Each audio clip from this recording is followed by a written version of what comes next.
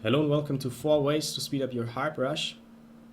If you don't know what Harb rush is, please watch the Aeon faction tutorial and one of my point of view recordings in which I do Harb rush. Whether it's going to be Harb rush is something you can tell by the description, the title or the thumbnail of the video.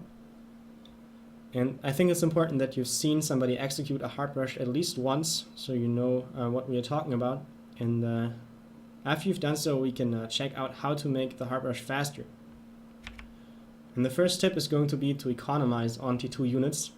Harb rush is a strategy that skips T2 land and gets T3 land as quickly as possible.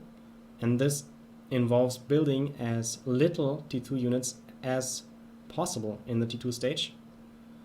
So your HQ would usually not build more than 2 to 4 engineers. You want T2 power, that's 1 engineer at the back of your base, and you want to have TMD. That's 1 engineer at the front of your base. And this is like the minimum requirement to make Harb rush work, because otherwise you're going to get TML or you power stall. And there are some nice to have T2 engineers. There would be one for TML. If you identify that your opponent doesn't have TMD or T2, then you would of course punish him and TML him.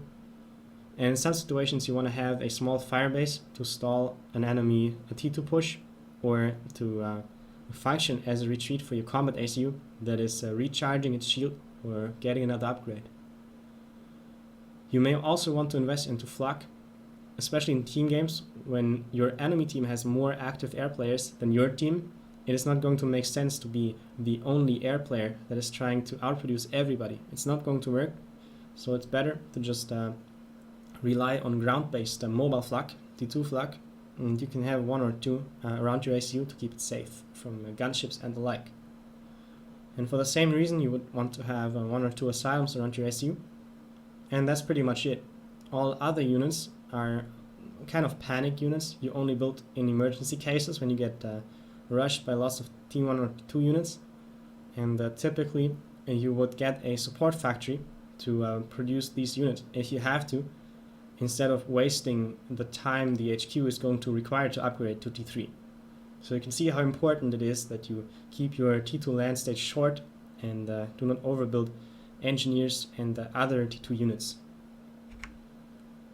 The second tip is going to be to have some plan in mind as to how many T2 power generators you're going to build.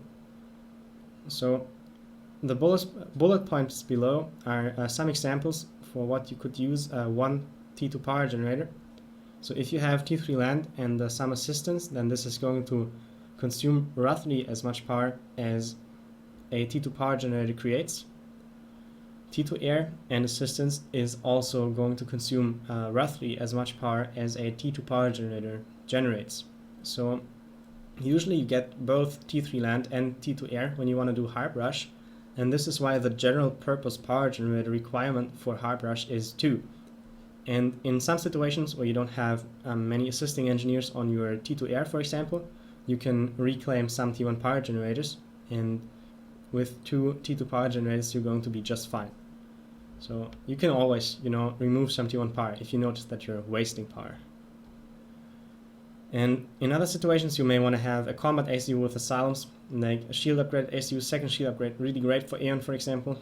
And maybe you want to operate a T2 radar in some asylums. So these are all bullet points listed here that roughly require the power of a single T2 power generator. And depending on how many of these bullet points you want to have, you want to build just as many T2 power generators. But as I said, if you don't have an exact idea, just go for 2 and do the rest on demand. Of course, managing your economy flexibly and just building T2 power generators the moment you need them is going to be best. But this is just to provide you a general orientation if you don't have any idea. And tip number 3 is to get T2 air. I already said that Harb rush benefits from T2 air. You want to have the T2 transport. The main reason is its speed and its HP. This adds extra survivability because the T2 transport can run away from T1 interceptors and will not get shot down easily. Plus it has extra tankiness compared to the T1 transport, so it's great. The second transport slot for T3 units is nice to have, so you can actually load 2 Harbs into one T2 transport instead of 1, Like typically as soon as you have your first harp, you would fly this to the enemy side of the map right away and not wait for the second one to complete. But perhaps when the transport is on the way and getting back, it can pick up 2 harps on its next flight. So the second slot on the transport is good. And of course you also want to have access to swift wins. These can win air control in the T2 air stage, and when you have your Harb transports, you can ensure they don't get shot down because you first cleared out the air with swift wins. And swift wins also make sure that you don't easily get T2 bombed while you're trying to go for Harbs, because of course your base is going to be vulnerable if you don't have air against like T2 bombers and the like. Tip number 4 is kind of obvious. You should focus on Harbs. Well, many people don't do it. They go for Harbs and they channel a lot of eco into Harbs, but at the same time they are also having like some side projects. As soon as you have Harb production, you don't want to have lots of factories on T1 spam, as you can see on the bottom left picture. Some people just keep spamming T1 units for the entire game, even though they have access to Harbs. And it may be necessary to spam T1 for just a bit longer until you stabilize every side and the Harbs deliver damage, but you should try to stop T1 spamming as soon as you can, and your setup should be focused on Harbs and not broad.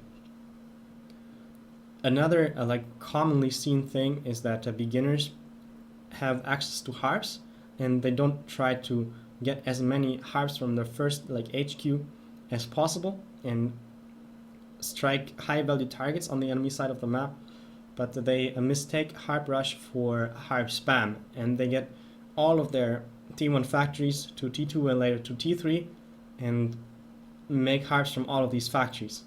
And typically in the early T3 stage, the eco does not support such a move, and the actual main factory making Harbs is going to be delayed for no reason. So the message is, better have a few Harbs very early than lots of Harbs a bit later, because they actually lose value over time. I hope you enjoyed these tips. You may have observed that I do not always follow them myself. Well, sometimes it depends on the situation. Sometimes I'm just too unaware to actually play better than I'm playing. But this should hopefully provide you some sort of general orientation, and I hope you benefit from this. Good luck and fun in your games.